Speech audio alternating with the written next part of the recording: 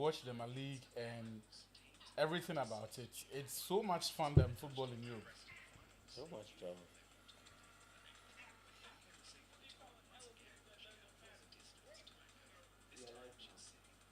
What do you call an elephant that doesn't matter? Irrelevant. Irrelevant. All right, guys, we're back again. Let's see if it works this time around. Yeah. We have a new life. Okay. Hold on. Are we on? I don't see how my gosh. Yeah, we're on. We're on. All right. We are live again, guys. Let's see if it works this time. All right, guys. Let's know in the comments. If it's much better now. All right, if it's much better. Apologies, yeah. Ghana internet is dealing with us over here, so that's it. It was doing some way. This is better. I'm seeing a lot of comments. You guys say that it's much better, yeah. Okay, much better. Thank you guys for joining. Let me give shouts to all the guys that are listening to us, are watching us right now. You guys asked about Coach. Coach is caught up somewhere, man. I spoke to him on the phone at the beginning on the show. He said he was on his way. Yeah, Seedu says it looks better. John Sylvester says no glitches. So, Irene Supreme says we are live. Irene. Okay, sorry. Irene. Promise Junior says, where's Coach? Oh, I just answered your question. Pius Agri. Ahmad Ibrahim says this is better. Okay, good. Ebenezer says we are live. Daryl says fire. Pius Agri, this is better. Fent. Okay, Peter Jeffrey says looks better. John says it's cool now. Okay, guys, I think we can agree that it's cool now. We can go on. Watching from Nigeria, Promise Junior, that's interesting. Nana Zola, watching live from the UK, North London, Enfield. Watching from, okay, Danny K. Darius says, I see EPL trophy before Arsenal. Yes, so Danny K see EPL trophy before Arsenal. Tell a friend to tell a friend. Okay, I think we have stable internet now.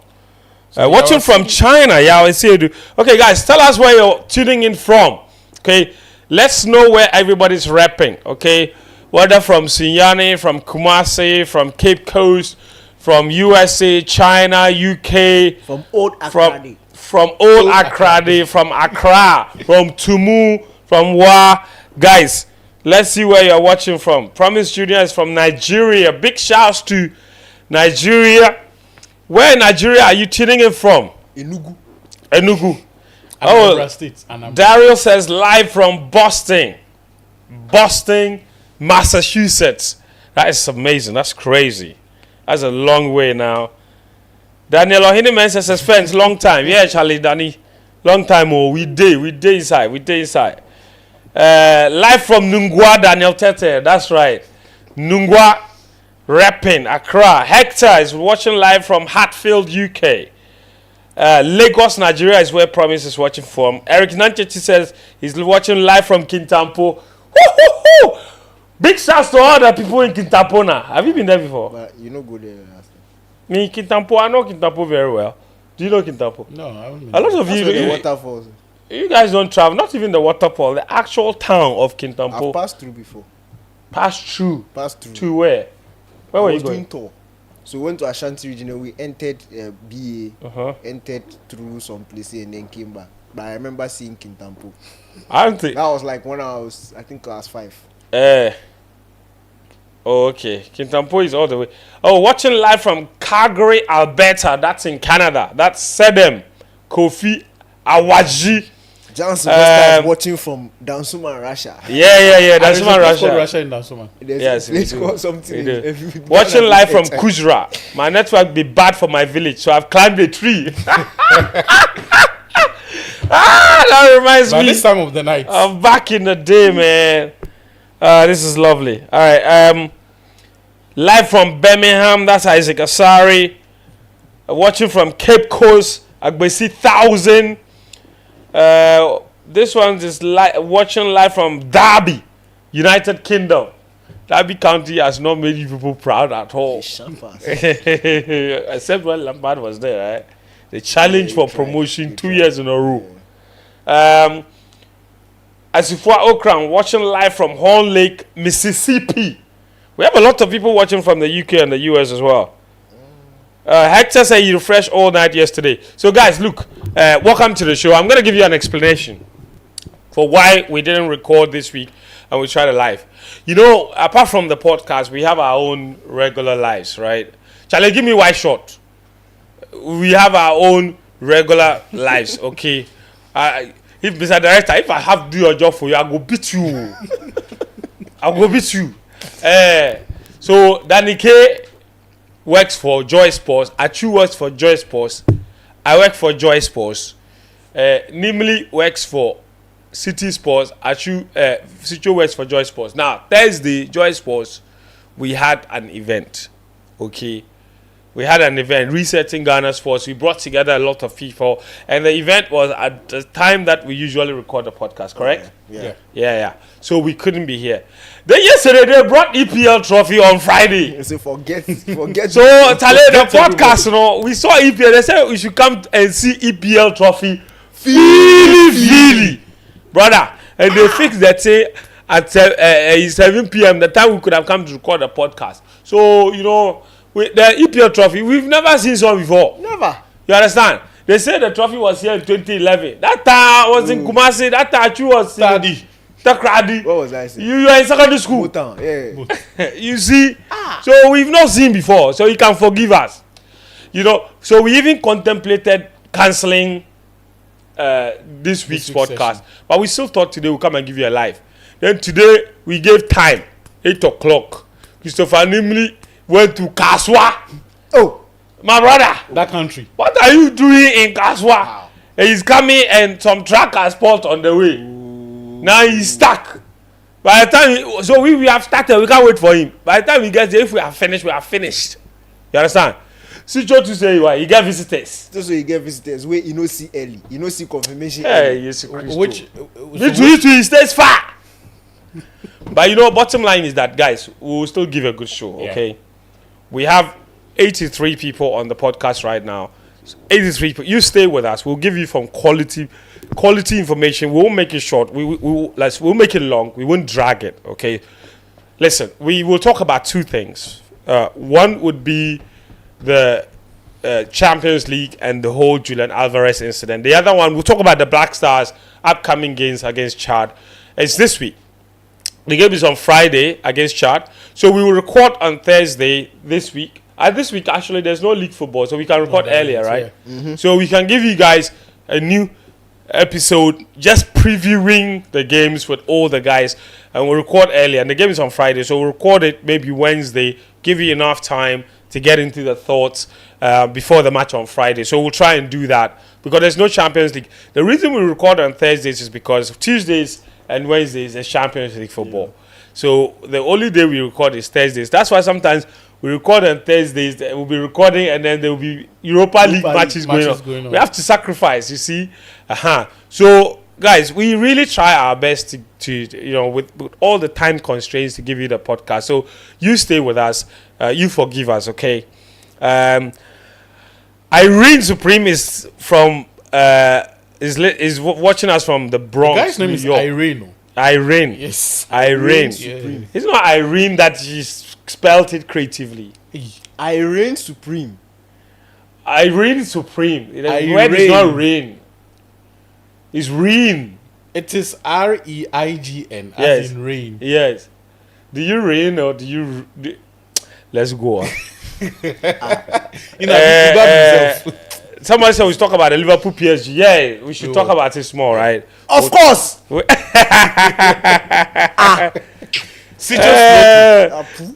Dako says the EPL trophy should have been brought to Ghana next week so that Partey sees it for the first time in his life. Arsenal will never win one though. Oh, come on, guys, don't do that. But they've already won. So. And Joel says Bruno is the most underrated player in the Premier League. Irene. Hey, friend, reign, Charlie. I reign supreme. Okay. All right, good enough. Listen, Julian Alvarez, did he or did he not touch the ball? DK, you were on the line. Give me your opinion, and on your opinion on that law itself. As I was saying, Mm-hmm. I didn't see him touch the ball twice. Okay. I've seen the replay. The It world looked of like the football ball is jimmied a little bit. It looked like it didn't look. I don't see. For me, those who are trying to see it are seeing something that doesn't exist. I don't get. I didn't see it. But Courtois said he was the one that saw it and alerted the referee. Before the referee too, then alerted VAR to check. And VAR to check and said that he has touched the ball twice. So if Courtois standing there 12 yards from the ball could see it, why can't 30 cameras see it? From everything we've seen, there's no way you could have seen it. Are you could have suspected? Are you really going But he to said trust? he alerted the referee. Because he suspected. Yes. Saw. No, this thing usually happens when players slip. You get it. So for a goalkeeper who has just been scored, who is desperate, can just say, "Oh, I saw something. Check." Right. And if he's lucky, VR will see what didn't exist, like what happened on Tuesday. Yeah, because he was lucky. Yeah, he was lucky. But personally, I didn't see it. I've looked at different. In fact, there was one particular angle that looked like something, but when I compare it to all the different angles, I personally think it was unfair. I understand why Atletico Madrid are. Wait, you are being serious here. You don't think there was a touch? I don't think there was a double touch. I mean, I saw not even the UEFA video. That's the one they released. Yes. That's the one I see that when I saw it, it looked Like the ball just about moved a little bit. Yes, but it's inimical movement. Yeah, you see, so I don't even know if it was his other foot that caused it to move like that, or who knows. Julian Alvarez has. It could even be the ground. As he planted the foot, and the ground was shaking. It will shake. The guy is a baller, so you know he can manipulate the ball like that. But look, we've seen this thing happen before. I'm saying that I didn't see it, but even if it happened, I think it was accidental, and that's what I don't agree with. And why don't you agree with? Look, let's punishing accidental incidents. I mean, I don't get that. Let's look at the principle of the penalty. The penalty is there to punish the defending team for an offense. So if you're a defending team and you commit an offense in the penalty box, the attacking team is given a penalty. Yes, but this is a shootout. Well, I'm saying you're establishing the principle. Go on. Thank you. So if the attacking team is going to take their penalty kick and the attacker slips accidentally, and based on that, the ball hits his other foot, causing a double kick, why is he punished for that? The logic doesn't. Because it's against the law. Until the law is changed, he should be punished for it. We are questioning the reason behind the law. That's fair. Yes. That's a different conversation. Uh-huh. But I'm saying that, how does that then... You asked two questions. Okay, so you've answered the first one. Yes. You don't think it touched. Then you also said that that's the. So now go to the second. Okay, that's so that's what I'm answering the second. So you are on the second part. Yeah. Okay, cool. And I'm saying that the logic behind the rule doesn't really. I don't think it agrees with this situation, because the rule was set to prevent the attacking team from having an advantage.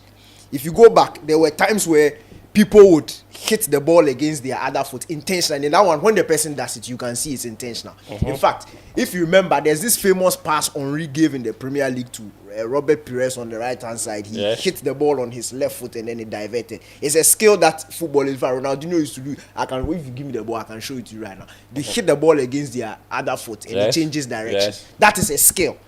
And when a player does that intentionally, you can see it is intentional. But I don't even think that skill was why they introduced that law. Yes, in fact. So those times, penalties, you could pick the ball up from a certain range, touch it a couple of times, run at the goalkeeper and hit it inside. Yes. You could move the ball. That one, it used to be from the center though. From the center though. But when they put the penalty strictly 12 on the yards. spot. Yeah, 12 yards. It was one kick. Yes. So just to eliminate players attempting to move it forward, exactly, they said one kick. So that's Only, the logic behind the rule. Yes. Not that somebody will even do that skill. Not that somebody will accidentally kind of slip. So if the thing is accidental and it's clearly disadvantages the attacking team, if anything, that the attacking team should be made to retake it. Yeah. That's the only logical thing to do, because it wasn't intentional, clearly. And if you say that as a result of the accident he touched it twice unintentionally, then let him retake. It's that simple. I don't see why it should be struck out as a miss because of, you see. And again, if you tackle the logic, if you say it's a miss, then you are inadvertently saying that he intentionally did it or he tried to gain advantage by doing that, which is not true. So if we admit that it is an accident, then why isn't he allowed to retake it? For example, if a player is coming to kick a penalty kick and the wind blows and he moves the ball slightly, they are asked to retake the kick. Yeah. Or exactly. Why is it that it's not his fault? It's not his fault. And the slipping too is not his fault. It's also not his fault. And again, look, when you look at, but that's not the only instance where accidental issues are punished in football. So many accidental things are punished in football, and they're never asked to redo them. Look, so like you said, an accidental slip could end in a bad challenge, and you still get sent off. yes, you see, that I understand. That's why I say, you see, for this one, we are applying logic. An accidental slip can cause a bad challenge, but that one, you can't take away the damage that has been caused to the opposition. An accidental slip can give you advantage to score. That's how one will go. Yeah, no, today. No, Because you can slip and the ball could go in a certain direction that it wasn't. Because why do we call it accidental? No, you see, you didn't intend it to be Friends, like that. this is an so the accident- direction of the ball could Friends, also be termed accidental. the example is a bad one. This accidental slip is causing an offense. That's the thing. You get it? I don't understand. If I accidentally slip and my head hits the ball, my head hitting the ball is part of the rules. So that example doesn't tally. But if you say the ball accidentally hits my hand, you get it. Then we can have a conversation, because that's a closer example to an accidental slip causing. So down to the accidental handball penalty. You didn't intend to catch the ball, but it touches your hand, penalty. And nobody says, let's re-kick the ball again, and then you can rearrange your hand. No. You see, this is a controlled circumstance. Yes. It's a controlled, it's like a penalty kick, the ball is there, you are asked to kick it. And what I'm saying is that we have seen, because of the use of this rule, over the years, and in fact it's becoming very frequent, we have seen opposition teams, after they concede penalties, deliberately mess up the penalty spot. Yes. Because they know that it can cause the kicker to slip and cause this accidental kick or probably Not just miskick only or- slip and pull. The positioning of the ball position of can the ball- change direction Exactly. when you kick it. So it is teams who are now using that thing, this very funny rule, as an advantage. And for me, it's not fair.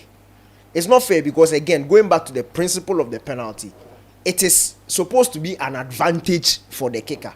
So if it turns around and because of circumstances that are outside the kicker's control, or as a result of the poor pitch, or there is raining, or something happens and he slips and he accidentally kicks it twice, why can't he retake it? Especially if it doesn't cause any harm to the goalkeeper, it doesn't cause any harm to anything. Why can't he simply retake it? You look at the rule of encroachment. If I'm kicking an opposition team member enters the Encroaches. box, doesn't even distract me in any way, and I miss, I'm asked to retake it. But If I slip and my leg accidentally touches the ball, they are striking it out as a miss. Like, it's really not consistent. And I'm happy that UEFA has looked at it. In fact, the fact that we are even talking about this thing, the fact that the world has entered a deep conversation as a result of what happened to Alvarez, it just shows. And UEFA have also decided to make a petition to IFAB and IFAB. Then it means that they've understood. The only thing that worries me is that, why did they have to get here? Because when it happened to Mahrez, people raised concerns, but it was only Leicester City, so people didn't really care. When it happened to Mitrovic, it was only Fulham, so people didn't care. Sevilla. You mentioned the Sevilla example, it was only Sevilla, so people didn't care. This time, it's a Champions League round of 16 game, big one, Madrid derby, high profile, it has happened, and now all of a sudden, rules have to change. When this thing happened, it should have been tackled long ago, or wouldn't have been here. but I'm sure that they will make the right decision going forward, because this thing it's very unfair. And it's very this rule also exists in golf. When you're putting, Pep referenced it. yeah, In you cannot touch it twice, yeah. You accidentally, like when you are trying to measure and you accidentally hit it small, or Cast. that's it. But you see, it's a very interesting perspective that you've introduced into the whole conversation, because what are the options? So let's say you accidentally you slipped, which is accidental, but you scored. Between that being struck out as a miss and a retake, any player would choose the retake any day instead of fighting for the goal. Yes. If he slipped, then it was a double touch. Yes, exactly. Like in the average situation, because clearly there are instances where, look, another conversation that could even be extended, in my opinion, would be, and I'm glad you mentioned the issue of, let's say, deliberate messing up of the penalty spot affecting the penalty taker. Yeah. But that instance, for example, could also be referenced even in other instances where the kicker slips and misses, but there's no double touch. Because if he slips and misses, what in that circumstance is his fault? No, you don't get. That's no, with no double touch. Yeah. No, I'm just making another example. Yeah, that's what I'm saying. The issue here is the slip causing an offense. Yes. If the slip doesn't cause an offense, then we move on. If I slip and my head hits the ball, or I was running and I slipped and I fell and the thing deflected off my chest and it entered the pool, it's my lucky day. But if I slipped, this example, last season, no, it was this season. Hey, try the season chair. Zegzi, Man United against Brighton. If you remember, Zegzi had already slid into motion. He was already in motion, was out of frame. He was going where he was going. He couldn't stop himself, and the ball hit him and it entered the post. It literally hit his leg on the line. But because he was already in motion, he couldn't stop himself. The ball, which was already entering the net, hit him, and the goal was ruled out for offside. Yeah. You see examples like that. That is something he didn't intend to do. It was very obvious that he didn't intend to do. He didn't intend to touch the ball, but unfortunately, the leg had already been planted. It was already in motion, and the ball, which was literally on the line, if his leg wasn't there, it would have entered. We could now see that the thing would have entered, but it touched him, and then he entered the pool. That is an accident leading to an offense. So that one, if you are using that as an example, then we can weigh the pros and cons and maybe have a conversation. But if it's just basically an accidental slip that leads to, so if once it doesn't lead to an offense, then I don't think that's a good enough example. This time around, the slip led to what UEFA says an offense. I didn't see it as an offense because I saw one touch. I didn't see two. I saw one and I saw a very good goal. But unfortunately, it was ruled out for the offense. I think that that every now and then in football an incident happens, it becomes a watershed movement, a game-changing movement that sparks a law change. Sometimes so many laws are there, they just exist, they've never been really, really tested. This is one of those laws that has decided a game at the highest level. But when anybody that watches it, even including Real Madrid fans and Real Madrid players, would admit that it was such an unfair way to get kicked out of the Champions League. And for me, the example that Daniel just gave, the Zegzi situation, it just opens up a whole can of worms, because I think IFAB and UEFA need to be using their protocols more. Okay. So every season, we have the rule book as we know it, the various provisions in this case, Article 14, Section 1, which clearly spell out what referees ought to do. But there are also protocols that are given to the referees that are not specifically in the rule book. So the referees are told that when you see this, do this. Even though there is not a specific law or there is not a specific provision that makes a certain conduct a crime or an offense, in this case. So I'll give you an example. A few years ago, after the World Cup, the Premier League decided that players and clubs were taking an inordinate amount of time out of the real game time. So if you waste 10 minutes, the protocol was, so there was no rule, but they were given the protocol that if players waste 10 minutes, make sure we're doing 10 minutes of additional time. Okay. and it helped to an extent. Those things are not always instituted, or they are not implemented in perpetuity. Okay. So it is for a period. After it serves its purpose, then we move on. There are also scenarios where you have to review things and say that, you know what, let's actually change the law and not Right. just the protocol.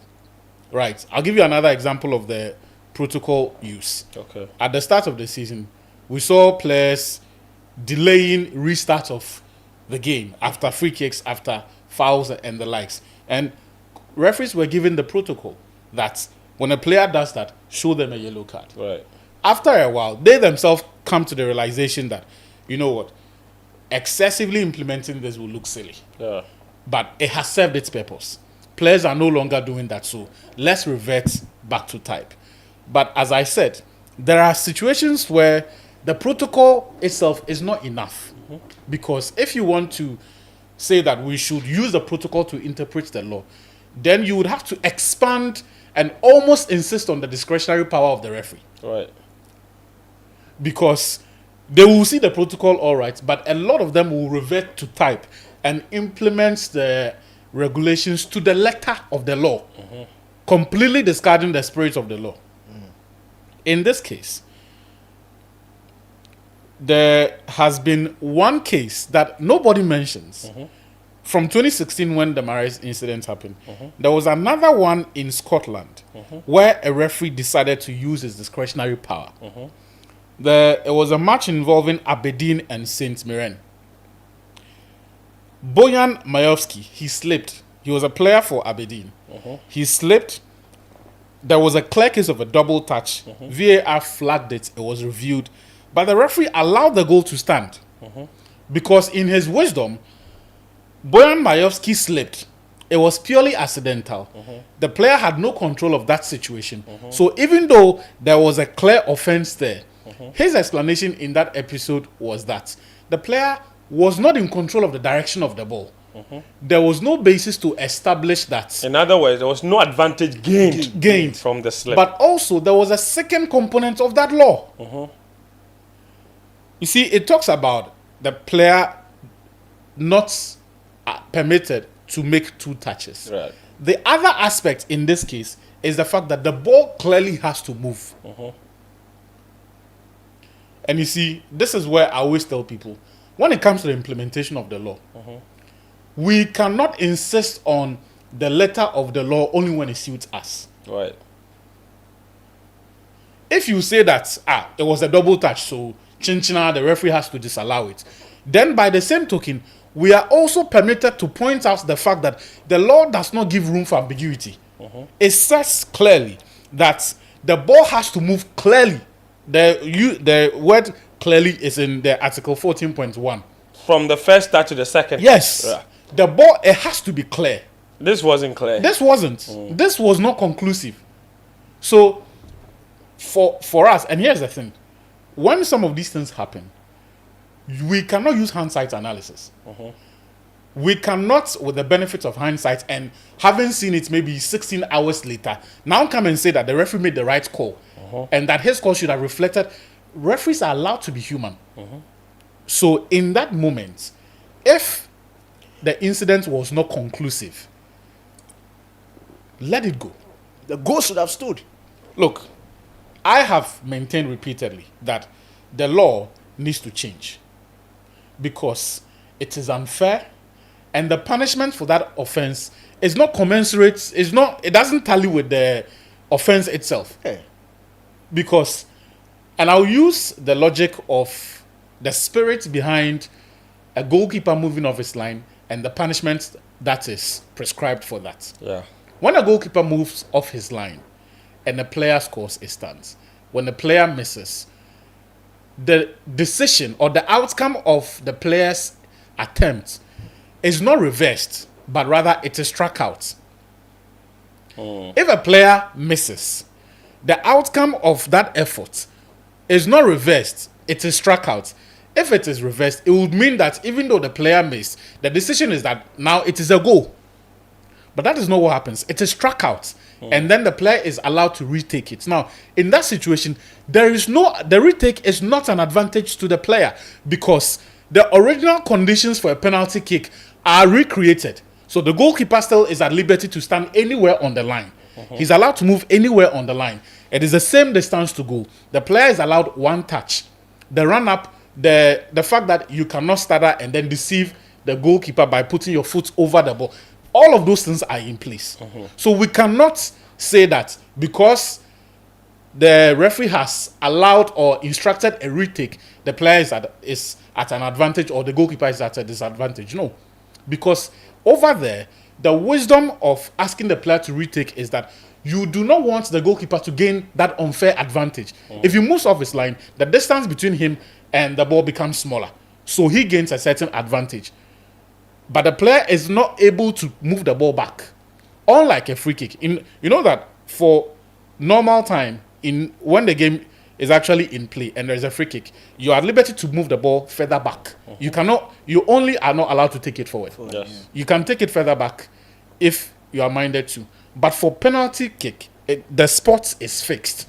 So if a goalkeeper moves forward, you cannot take the ball back.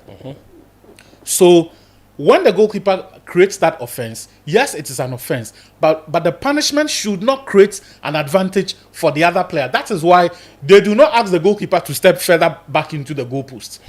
But they recreate the same conditions for everyone. So it is not an advantage. I'm saying that by the same token, if a player slips and makes a double touch And scores. strike that effort out. Don't reverse the outcome. Because if the player scores and then you say that you have reversed the outcome, you are by that decision changing the outcome of that to give the advantage to the goalkeeper. Which is unfair. So punish him, all right, but let that punishment be commensurate. And the only commensurate punishment is striking it out and asking for a retake. Simple.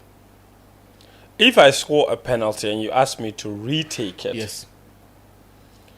is that not a disadvantage to me because the first one I scored and now there's no guarantee I'll score again? No. If you double kick, Accidentally. Accidentally. I still scored. And scored. It's not my fault, but I've scored. yeah, but you say it's an offense. Just like the principle he's given Okay. of, and the president is given of a goalkeeper who comes off his line and saves. Yes. You retake it. Yeah. What if you miss it? You miss. What if you accidentally slip and miss? Per the logic that you made earlier about if you accidental miss, slips should be made to be retaken. If you slip and miss, we should let and do a double touch, of course, and then you miss. We should let you retake it. No. Why not? No. Because hold on. Because whether you scored or you missed, hold on. Whether you scored or you I know where you are getting. and so let me get there. Whether you scored, Not controlled by you. yes, and whether you scored or you missed, if you accidentally slipped and touched the ball twice, you have committed the offense. Okay, I'm going to answer with a question.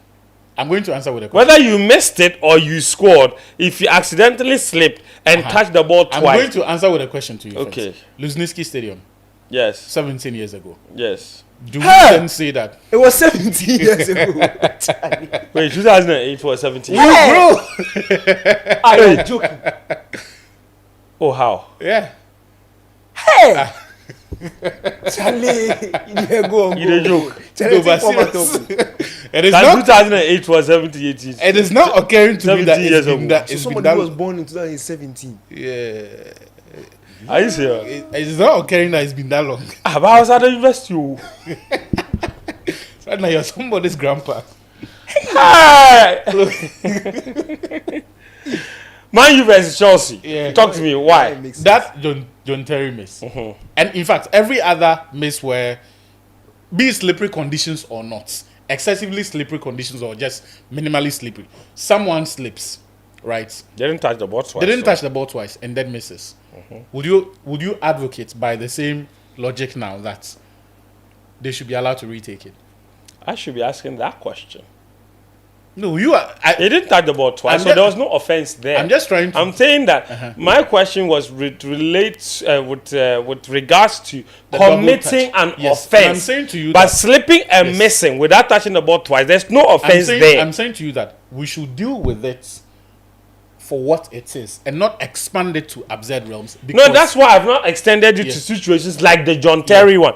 I've only limited it to the same scenario but different outcome. So you accidentally slip, touch the ball twice, you score. Daniel says in that case he thinks the rules should be changed for them to retake it. Yeah. And I said, okay, fair enough. What if you accidentally slip and miss? You've committed the same offense. Yeah. But what should be the But outcome you for that? gain no advantage. So so that is why I kept mentioning the spirit and the letter of the law. Yes. The spirit of that law, which is in If you layman's scored, terms, what was the advantage that you have to the reach? spirit of that law, which in layman's terms is the reason behind that law, is to ensure that again there is no advantage in the Gained. conditions Yeah. that lead to the sport. I kick. accept. So I accept if you slipped and Touched twice. you touched twice, Score. He said we should be made to retake. yes, but you miss. By that offense, didn't create any advantage for you. So there is no so reason be why it. you should Yeah. take it. By scoring, what advantage did he create for you? Then? But he scored a goal. So the accidental slip is what made you score. No, you don't understand. I guess it. I guess it. Let's move on. I guess it. I'm just saying that the law, it is there to cure any unfair advantage that is created by virtue of breaking the law. I guess In it. fact, even if you are not breaking the law, but you are circumventing it, that's why they say that for those who starter in their run-up, if you fade, you do the fake shot, right? And the goalkeeper moves. Before now you come back and then you take a swing at it and then you score. You may not necessarily have broken the law, but you've circumvented it. And so it will strike out. It will not Like count. what should have happened at the 2022 World Cup? The first penalty against Hugo Lloris. It was an offense, but it's cool. You see, I've seen people on- bringing it back. but You've on a- seen it. But on a level, It was an offense, but it's that okay. incident is the reason Mbappe was so sure that something had gone wrong here. I kind of He guided. this guy. So, Charlie, long story short, Yes. the whole thing is there to prevent any advantage that is gained, right? And in the shootout, that's why even for the goalkeeper, when he moves off his line, he's not shown a red card immediately. Yes. You get me? Their default instinct is to restore the natural order and the conditions that have been specified in the laws for a penalty shootout. If someone gains an unfair advantage, you just ask for So a retake. you also think the law should be reviewed? It has to be reviewed. Okay. And you see, there was something Daniel mentioned that I wanted to touch on briefly. Because this law has not, IFAB and, in fact, UEFA and all of these leagues have not been very proactive. Players have started adopting crude measures in preventing this particular thing. So Daniel mentions the fact that players will go and stomp at it. What the attacking teams do to prevent that is that on Thursday we saw it. Mazraoui went to stand by the spot kick to protect it, to protect the spots. And it is not, I mean, we've seen this happen a million times where a team wins a penalty and one member of the team is designated to go and stand on that spot. Strong boys will Go and stand there and prevent anyone from coming to mess with that specific spot. The players have seen it. They have made adjustments to it for about a decade now. The IFAB But the law is modification, not doing anything. it should have happened a long time ago. Okay. Daniel mentioned something else earlier that I just wanted to avert your minds to and provide some clarity on, which is the penalty box invasion. You know, and I think you after you mentioned it, you might have said that it doesn't give advantage to the, but it's a law. He said even if I said it doesn't distract, it doesn't distract. even if the the player, So, because sometimes the player doesn't So that's see. what I'm saying. So the purpose of the penalty box invasion being a crime or an offense, sorry, being an offense. rebound. Exactly. Because if the defending team's players are first to run into the box, they will be clear the it. first to clear any rebound. And that is an unfair advantage to them. Yeah. So the law is equal advantage. So you all stay when he takes it and you all run. Yeah. But if you invade the penalty area, you get there too close, you'll be the first to. So that, for me, that's the spirit of that particular law about the penalty box invasion. Lots of messages on the live. That's the advantage of having a live. Koftam Babe has joined the stream and is giving it to you, But Danny even K. that law, I have an issue with it. Another issue. Tell me. Encroachment. Because if you read it well, if your teammate encroaches and you miss, the miss stays, But it doesn't tell us if that encroacher gets to the rebound and he scores, what will happen.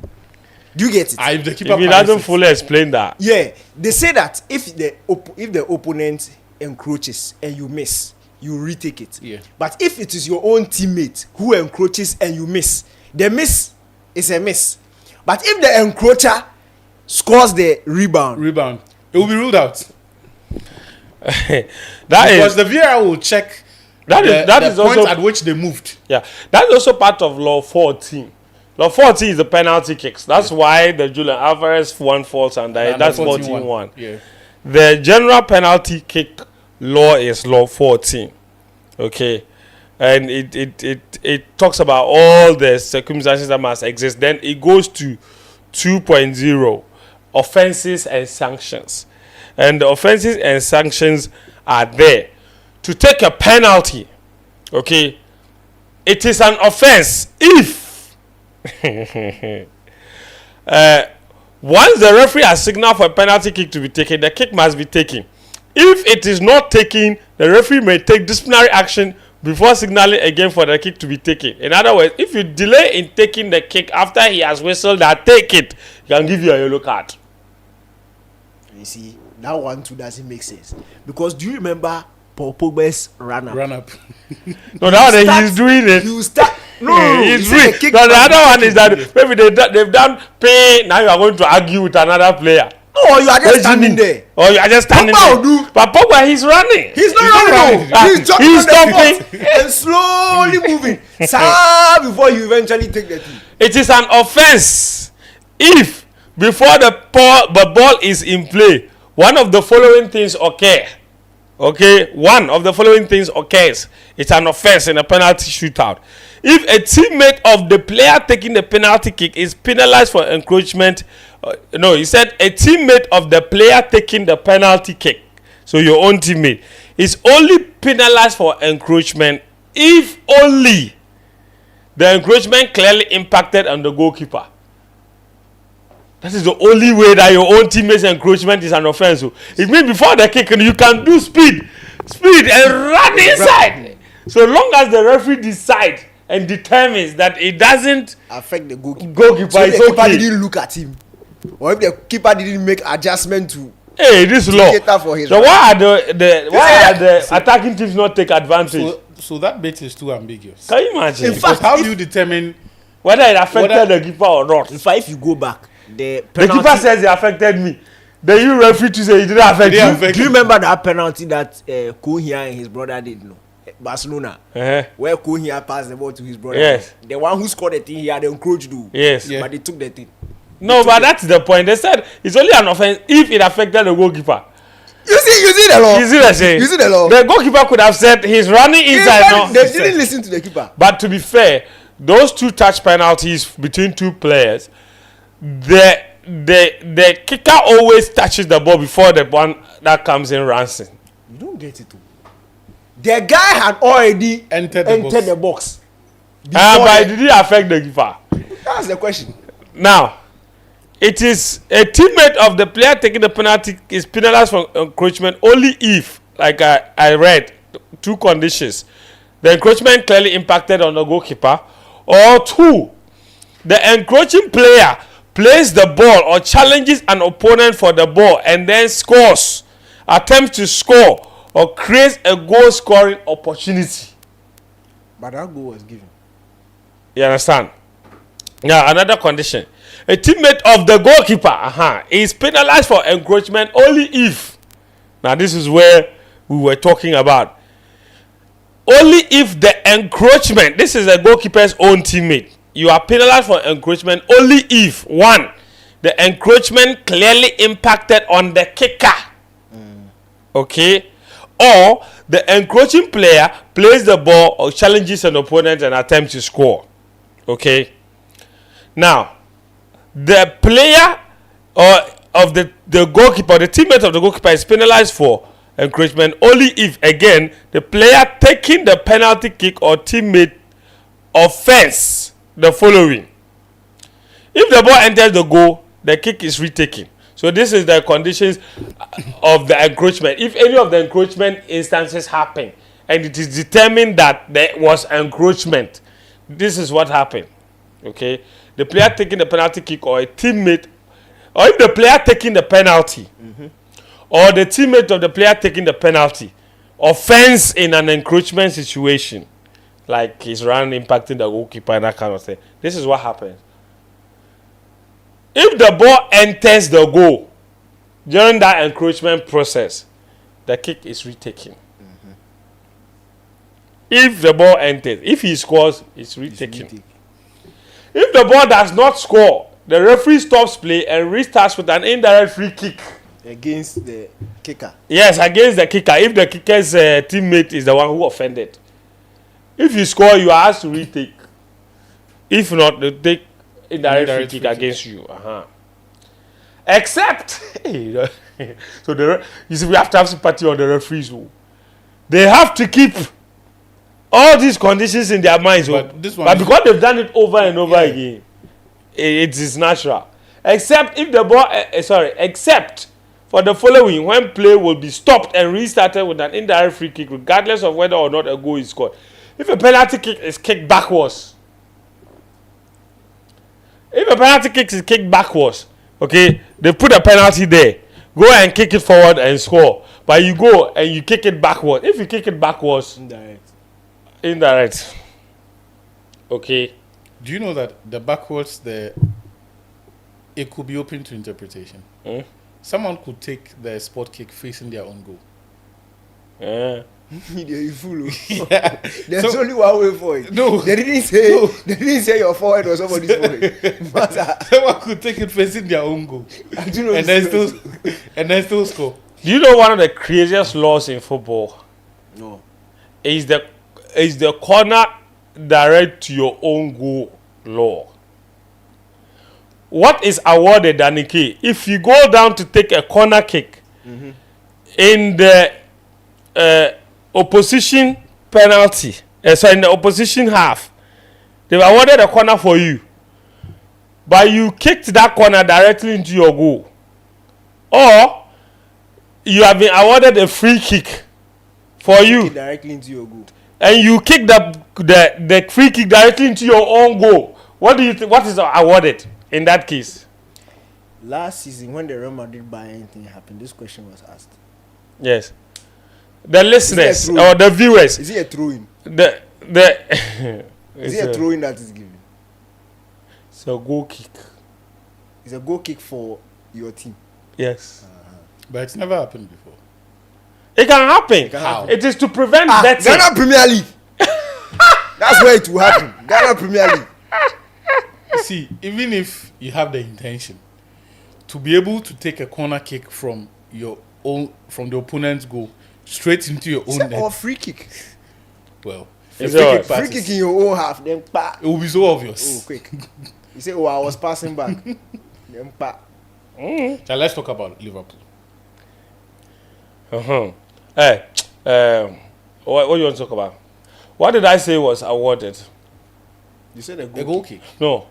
Hey, how do you kick the ball out to cross your own line? It's a goal. Corner.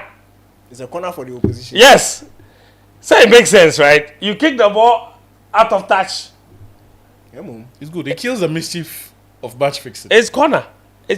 So look, if you get free kick and you are supposed to score, play the free kick towards your opposing half, and you turn around and play that free kick into your own goal, we give corner. It's basically like you've kicked the ball into touch in the goal line. Do you get the concept? So like the pole doesn't exist. Yeah. Thank you. You understand?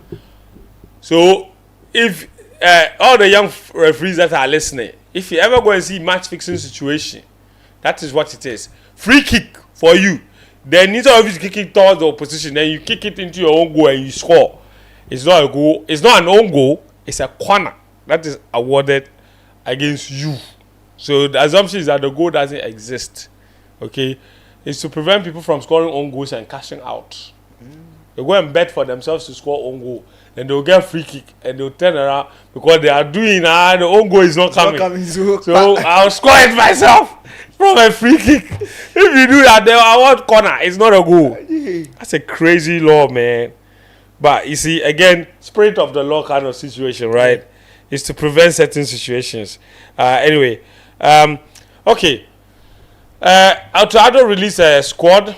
We don't do Liverpool PSG. Okay, sorry. Before we do that, Liverpool PSG. This is Anfield.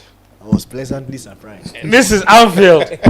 This is Anfield. I told you people, I was sitting right here. I told you people and you allow him to sing. Allow him to sing.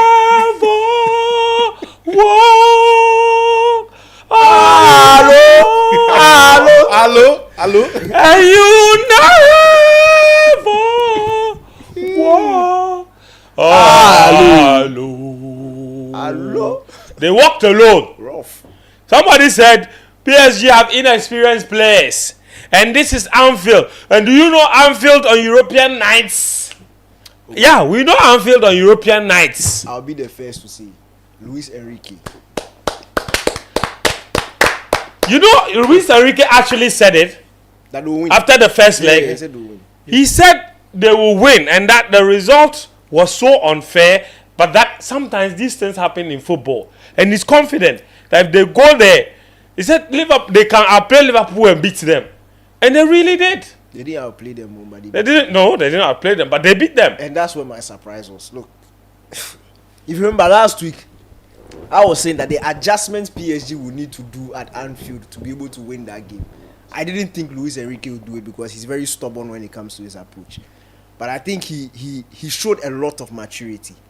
He respected the fact that it was Anfield, but he maintained his principles. The press existed, the high line existed, they suffocated Liverpool in the middle, but they were not too possession oriented in the game. They kept possession in moments where they needed to, but they also ceded possession to Liverpool to be able to exploit that high line. So Liverpool will have the ball, and the positioning and the role he gave to Dembele, Charlie. But Dembele, when he's fit and he's happy and he's on form, eh? No, but the guy ball. Huh. Dembele was literally strolling in between the midfield and defensive line of Liverpool.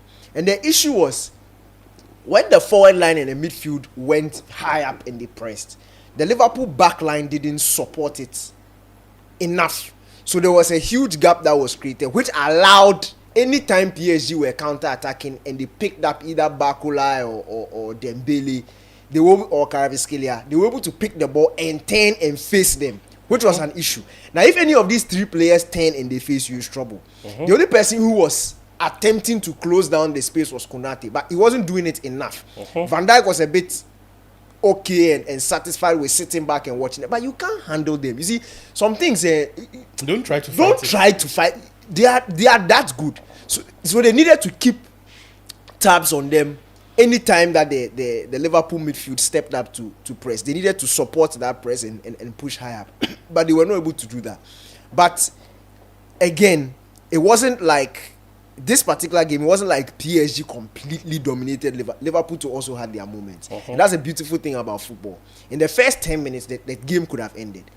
Those two Salah opportunities, that was 2-0 and that was game done. But again, you also need to credit PSG. Same thing I gave credit for Liverpool last week. PSG also did it.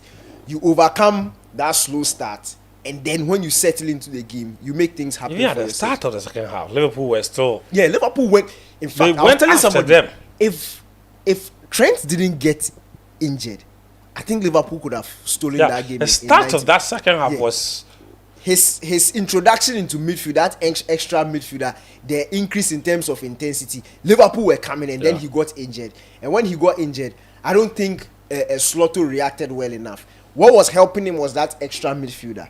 And I thought that the substitution should have accommodated that. Get an extra body who will be able to keep that intensity. But they went back to default.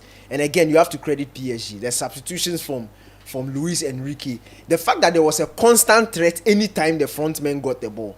And to be frank, if you look from the second half up until the end of the extra time, the clear-cut opportunities or scenarios were created by PSG.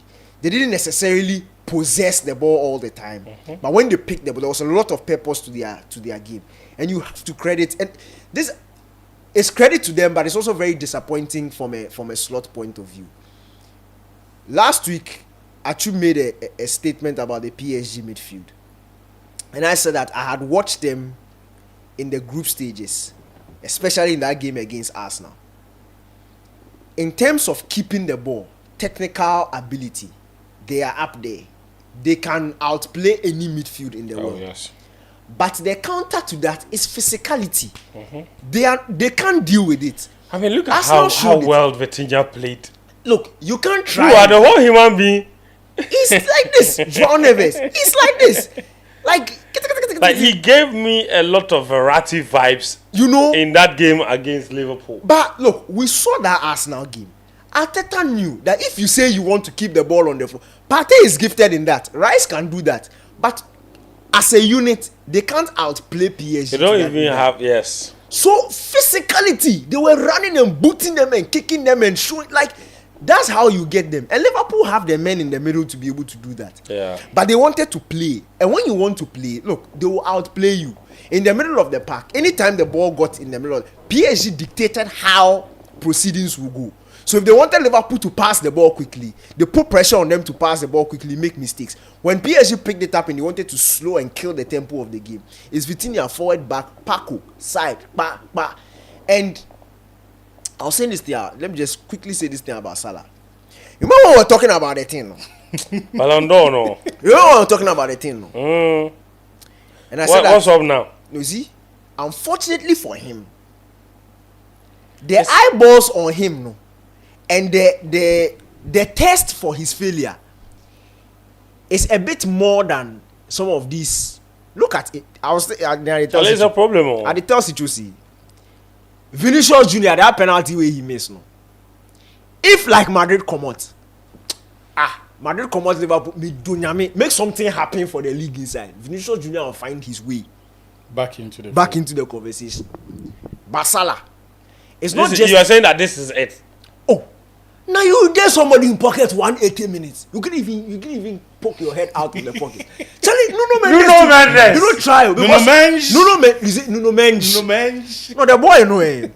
He had a You know great I know game. He him. had a Here now we are great countrymen. Yeah. But his defensive He had a aspect of great his game. game, He had See, a great see. game. it's not this good though. See, his branding, he's good though. His branding suffered because of that Sancho game. Oh, no be sad. But no. You see, Nuno Mendes, you know be that Sancho. See, before that safe, going for the guy be solid. Yeah. But you see, I'm not talking about the defense as in closing down and things because he has the pace to be able to close. The 1v1 duel. 1v1 defending no. Bugger. He had a great game. I have a question. Oh, Salah. In that very No, but game, I have you. Look, yeah, hold on. No, you see, Salah has always had this problem about not stepping up in the biggest games, and we've had hold on, No, they you're have not to clarify. listening. Okay. In the biggest nights of European football, give me one standard Salah performance. Champions League 2019. He wasn't the star man in that game. So he should have missed the penalty. Now what did they talk? You are such a fool. No.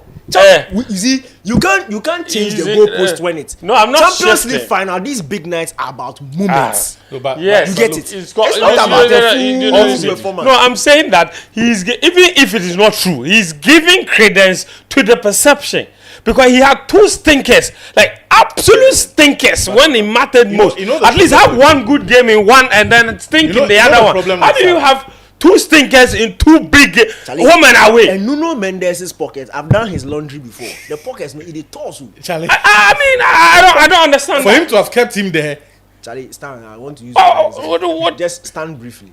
Stand briefly. You see the medial that friend is wearing. the way it is tight. Yes. That's how Nuno Mendes. You see Nuno Mendes in shorts, Yeah. tight like that. So the pockets, no This is my space, fault. no day inside. So once you enter, Charlie, Salah managed to enter. His whole body enter. He don't if you poke his head out there. Oh, bugger. look, you know the thing with Salah, and I hate to, and I say this not to disrespect him. Salah's problem is that he's an end product merchant. Okay. And put that measure. So in games like that, where, for example, Dembele is the reverse of Salah. So for Salah, if he had scored in that game, nobody would have complained about his performance. But if you watch Dembele, his end product is annoying. very inconsistent. But the overall gameplay, Charlie, he's a baller. He will excite you, right? Of course, at this level, functionality perhaps is the most important thing. So you look out for that. And the fact that Salah doesn't have the other aspects that Dembele and those will give us is the reason his Ballon d'Or campaign dies when his team gets eliminated from the big competitions. But he's putting up mind-blowing number in the Premier League. Or is it that the Premier League doesn't matter? It's not like the biggest league in the world. It matters. That's why I'm saying. So, watching the first league, I kept asking people, why is Dembele not in the conversation for the Ballon d'Or? Because you think it should be? It cannot always be about who are the biggest match winners, who has scored the most goals, because that is what Salah beat him to. But in terms of ball, Nankasa, say, who is the baller among the two of them? But let me ask you a counter question.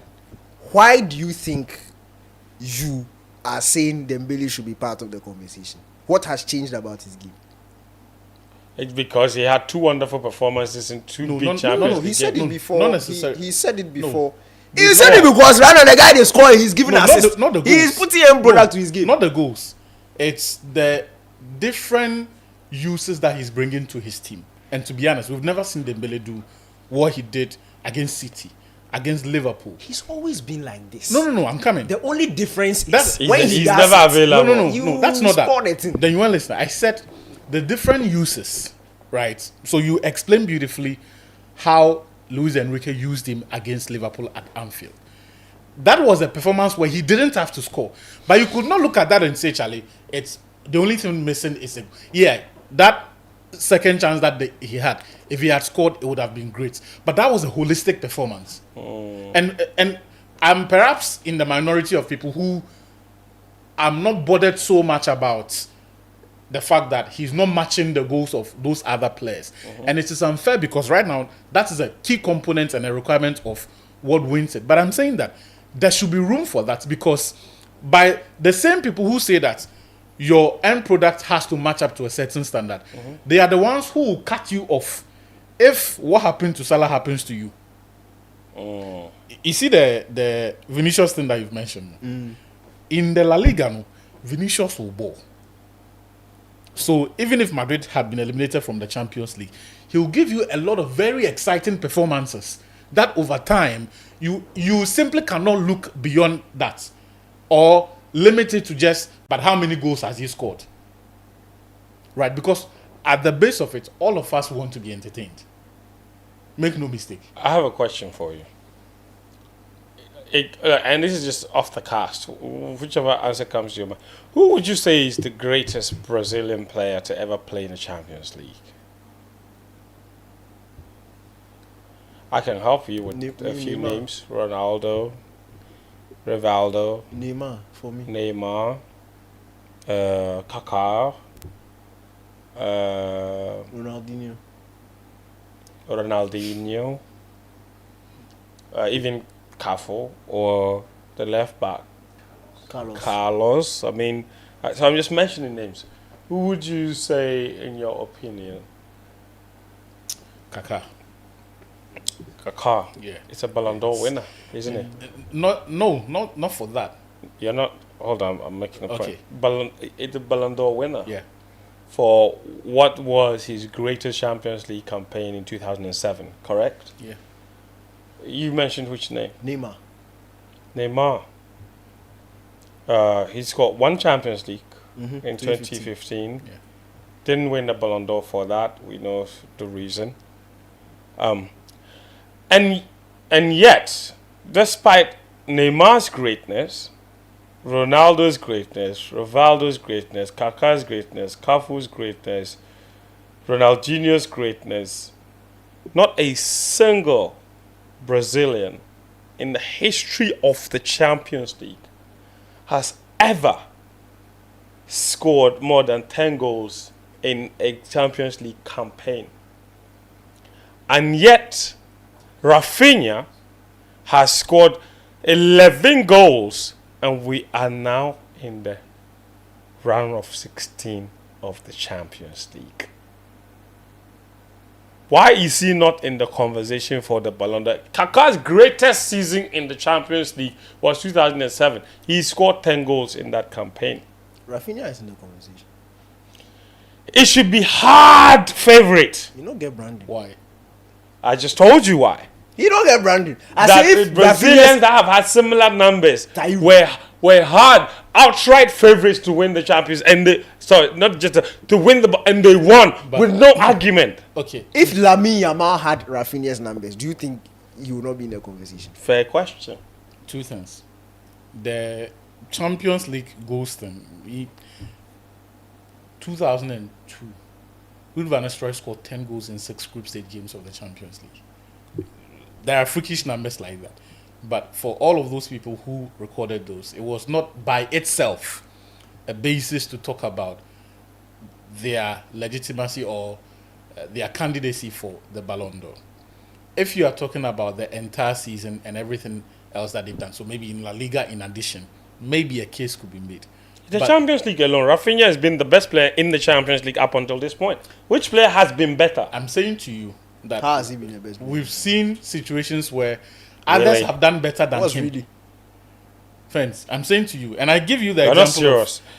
If those numbers were given by Cristiano, you will not sit here and be asking me this nonsense question. But how is he? If Cristiano Ronaldo scored 11 goals, top scorer of the Champions League by the round of 16, you will not sit down here and tell me He's that. done it before, so don't be asking. So don't sit down here and tell me that and ask me silly question like what makes Rafinha. How is he the best player? I just told you. Because he has scored more goals. Yes. Why? He's won games. With Barcelona's back against the wall with 10 men, he produced the winner. That is what you call match-winning, game-changing moment. You all agree that football is about moment. Rafinha doesn't score the third goal in a 4-0 victory.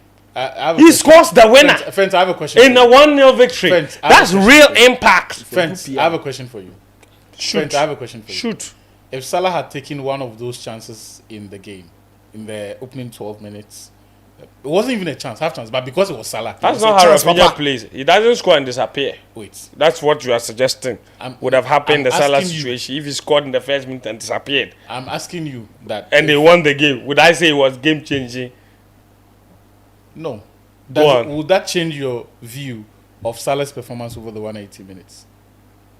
If what? That's the question. If he had scored one, if he had decided this game with that 1 goal or 2, but the performance pattern had been the same as from the first leg all through, will that color your view of his he performance? decided the game. Literally did. So it doesn't matter that he stunk up the place. Brother, what's the purpose of football? What they need? No big goals. Win. So if he scores the winning goal, in fact, if he can sleep the rest of them, I don't care. So I'm pointing. He can sleep. So That's what I'm saying. So I'm when showing you you a flaw in the make narrative. the Friends, game-changing So I'm showing you contribution, a flaw in the narrative that that. only the match winners are the best players. But I'm They are also not but necessarily- I'm also telling you that doesn't. While I agree with that premise, it doesn't apply to Rafinha because that's not what he does. It's what I'm telling you. That's all. I'm saying that I agree with what you're saying. That a match winner doesn't necessarily mean that they were the best player in the game. If I'm you saying watch- that doesn't apply to Rafinha. That's not what he does. If you watch, That guy is. No, but on a more serious note, if Salah is off, Rafinha should be next too. No, it's true. Like in terms of actual performance Yes. across board, League, Cup, Champions League. If Salah is off based on performances, consistency, if Salah is now gone, obviously he's not winning the Champions League. Rafinha should be next, but the branding no reach. this is Lamine ball passer. Huh? Lamine Ball Are you pass. serious? He gives me You more see, excitement. once again, watching this him. is a No, Rafinha has been Barcelona's best player. he's been their By most productive far. player. No, he's been their most productive player. You have said that. You said He's you, the go-to guy when they are in trouble. you said you won the match winners. I'm not disputing. That's not in question. Lamine ball pass somehow. He excites me more than watching Rafinha.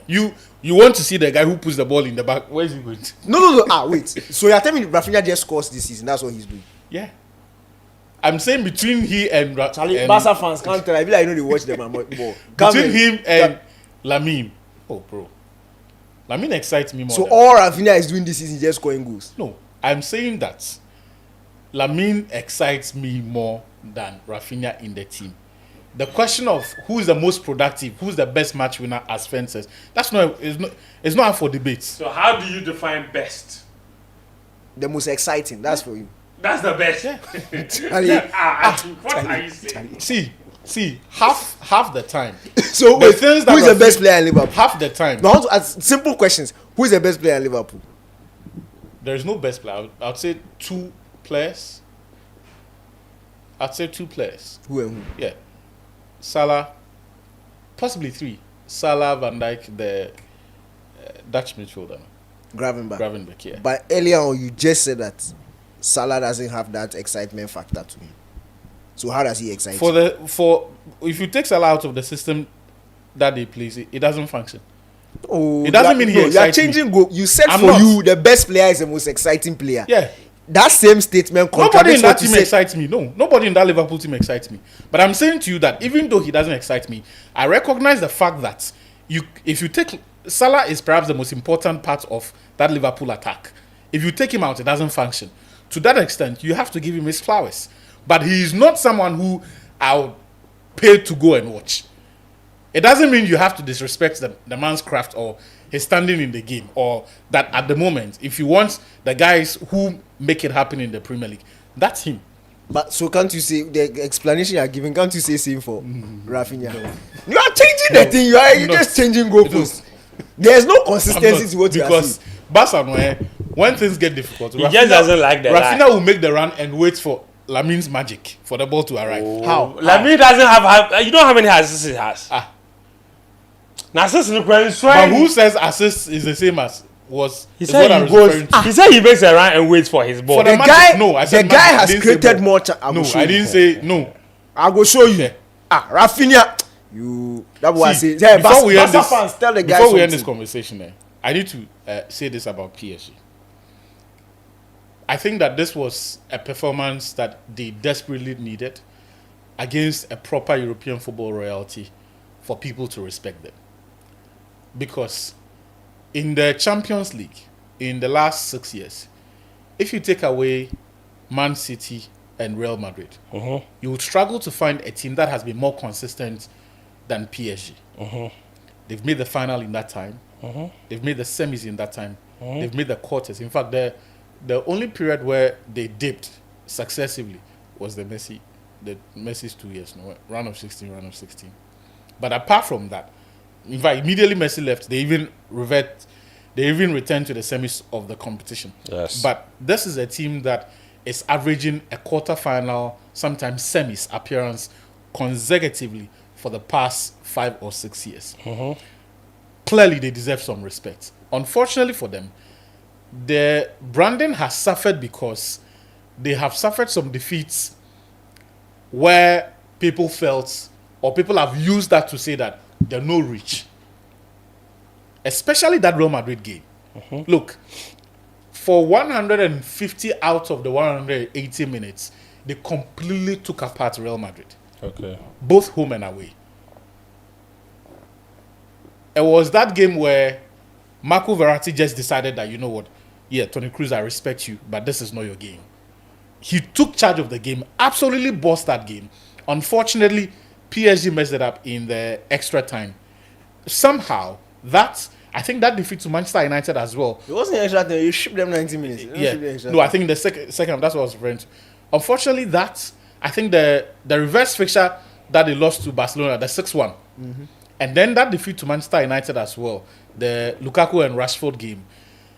Those are games that have convinced people that PSG are chokers.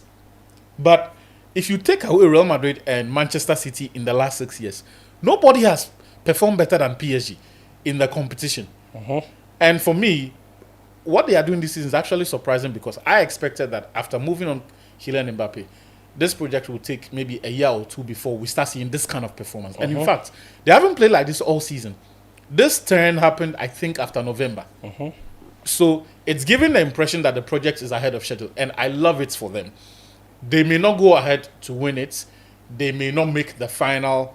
But I like the progress because this is exactly what we have applauded in the past. I mean, when teams have this sort of trajectory, we always say that, oh, they are on track. The Champions League, it has to break your heart repeatedly for a while before you get close to winning it. Now, at least they are showing a clear departure from what they used to be. So, but the unfortunate thing is because the branding is so bad, when they make smart signings, nobody pays attention. So the Nuno Mendes, for example, William Paco, who they signed Nuno from Mendes probably like in his 5th season. He be OG for that. Paco, who they signed from Eintracht Frankfurt last year. If that kid had ended up at Arsenal or say Liverpool or Barcelona, he perhaps would have had more praise for his talent and more appreciation for that. But because it's PSG, we're all waiting to see, is he going to sink into the lifestyle, all of the glamour there, or he's going to keep his head down? And over 180 minutes, 210 minutes, brilliant performance there. Now we're beginning to see even the players they signed around the bling era, Vitinha and all of these players going through rehabilitation. It is good. It gives credibility to what they are doing now, and I would hope that at least they go further than make the final. We all know what was stopping them. We don't want to see it. We'll see. I saw an interview from Al Khalifi saying that it didn't really matter the outcome of this game. Yeah. They were always going to keep Luis Enrique, and that they love the project that he's working on. So it does tell you that the top brass of the club have a massive belief this in is perhaps the first time they are backing a coach. You understand? This man. Remember the Conte interview where Tuchel interview where he said sometimes he felt like he was the sports minister of PSG. You know, That's so a different era. we'll see what happens. Guys, Rafinha has scored the most goals. He has the most assists. He has created the most chances in the Champions League. In the whole Barcelona team. You mean in The all only thing competitions? Yamal has more than in all dribbles competitions. is dribbles. I think Yamal has the most assists in the league. In the league, yeah, but in all competitions. 14. Yeah. But in all competitions, no one is touching. To be fair, there are other players in that Barca team worthy of a mention this season. Pedri is one. Pedri the ball. He's had a very, very good season. Pedri the ball. And As well. Yamal, yes, but you know, if it's Femi, if it's Omo, whoever plays the baller. Yeah, man. So listen, we know the Champions League fixtures are clear. Who are PSG playing? Aston Villa. Man. Smooth. Real Madrid versus against is smooth. It's like team. Real Madrid. We don't mention them. Arsenal. It's a walkover. The Arsenal fans said, you know what's annoying? I'll tell my wife today. She was like, why? She doesn't understand why everybody's like, it's written. And I said, writing of Arsenal. You need to understand this thing. You watch the 2 games. You play well. You ask yourself, why didn't they win? That's what you are. Real Madrid can't beat Arsenal 3 or 4. They will not whitewash Arsenal. That's why Real Madrid doesn't do their business. They give you hope. And take it away from you. You see the clock ticking down. You can see the next round. You can see. Then start it from you. And they snatch it away. Wicked team. Man. But I see, if Arsenal had the squad, this game is set for them. Boga, stop. Oh, God. Champions League. Unless Henry comes back. No. Anyway, so that's the lowdown on the Champions League. Inter Milan, they are looking good. No one is talking about them. That side of the draw, we know it's set too. It's Inter versus Barca in the semi-final. It's set. Don't worry.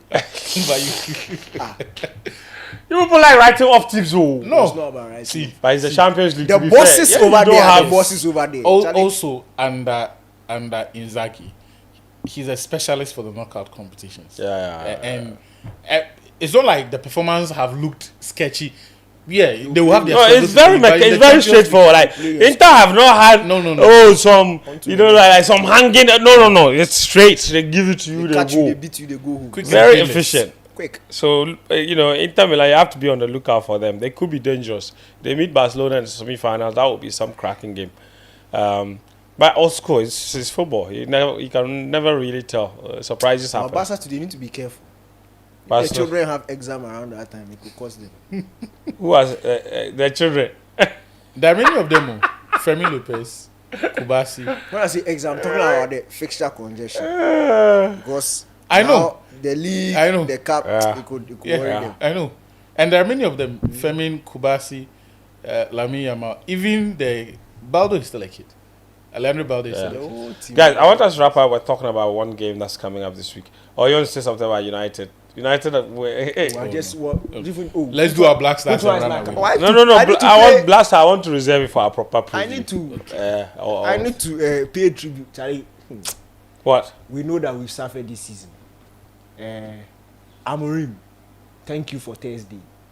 Sexy. The ball you played on Thursday. Charlie, I don't remember the last time I enjoyed a Man United game like this. The game started in fact, we didn't watch the game live. Thursday we were having the event. But when I finished, I saw the reviews. I said I have to go and watch repeat. And I was watching the repeat like I was living the moment live. Bruno, God bless you. Amorim, God bless you. Sexy, God bless you. Hoyland, leave my team. And Patrick Dogu, some penalty they gave him. Oh, but it's a penalty. It was a penalty. The guy just ran into the guy, touched the ball, then jumped into the guy. Penalty. This is so rich coming from a Chelsea fan. What do you mean? Eden Hazard made a career of swinging his right foot. No, into he's the thigh the buttocks. He's the buttocks. Hazard. He used his the left foot for balance, and then swing the right he swings the right back, then and the referee whistle for penalty for him. Then that's all. Hazard. Then you see the buttons. Oh God. Listen, this Sunday we have a live viewing event. The Premier League trophy will be a pit stop, okay, in Laboni. So those who are in Accra and want to come and take pictures with the Premier League trophy, they are doing a live viewing session. A pit stop. It's next to the Honeysuckle in Laboni for the Arsenal Chelsea game, 1:30 p.m. What's going to happen there? It's a game of no significance. Oh, it has significance. It's a top four, right? The game may not be significant, but the event is. The event is Premier League trophy. Everybody wants to see. Yes, especially the Arsenal fans, because Sally, your team is not bringing it home. Someone has to see it. I was going to go easy. Then I just saw Cove Town Babes comment. Cove Town Babes dissing you. I can't chat with Conference League. It is Europa League. It's not Conference League. And I'm sorry. I wish you were in Ghana so that you can see the trophy. But if you like, I can send you the picture. I was standing with the pic. I'll make a see I get a picture for yourself. I was standing with the Premier League trophy. This. Oh, Mister, I get my picture for you. Yeah, I was standing with zoom there. See the picture. You didn't zoom. I do Ronaldo pose for them. Me and the trophy. Oh my God, look at that beauty. Damn. Oh my God. Something that Arsenal fans and Arsenal do. See, Arteta, he has not even seen it. The only time Arteta came close to touching it when he was assistant manager. That one, the new medal self, I'm not even sure they give him medal. You understand? As a coach. Alright, guys. Like I promise that won't be long. Let's wrap it up. Let's call it today. We'll record a session on Wednesday. Okay, it's past 10 p.m. Right, 10:30, 10:30. We'll record a preview session on Wednesday for the Ghana World Cup qualifying matches against Chad and Madagascar. The Chad game is Friday, this coming Friday. And the Madagascar game is what? Monday, I think? Monday, Tuesday. Yeah, as well. 6 points in the bag. Because now we have 9 points from 4 matches. We only lost one game. That game, Comoros. The way you pay me, the guy is bringing the ball. Our defenders are not closing. Everybody's going back. Short goal. But we won against Mali, we won against Central African Republic. Hat-trick. So now, if we can win against Chad and win against Madagascar, we'll go straight to 15 points. Hat-trick.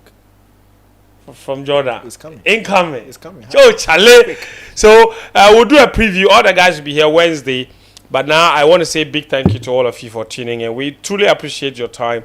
Over 200 people tuning in live. Cove Town Babe joined, stayed with the conversation throughout the whole time. Nana Kwesi Dateba, Saint Ashi, Kobe Joe, all those who are leaving comments as well. Daniel Henneman. Fighting Cove Town Babe. Yeah. Who they fight them? The boys were fighting there. Cove Town Baby. Nano, her mouth. You come there, you fight everybody. Yeah, we all will be the same.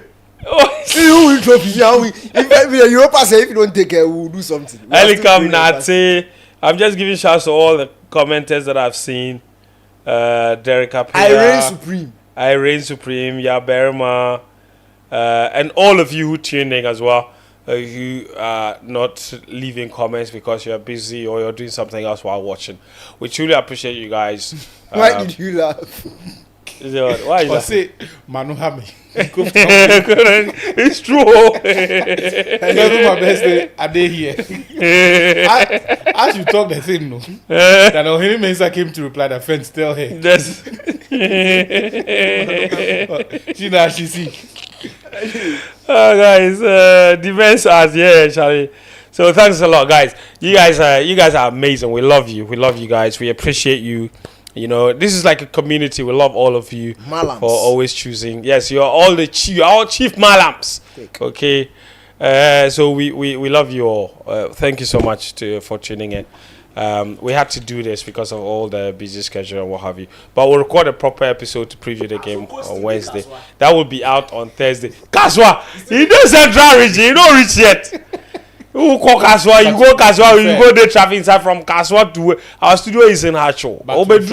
To be fair, Kaswa is a different country, so. Alright, guys, that's it.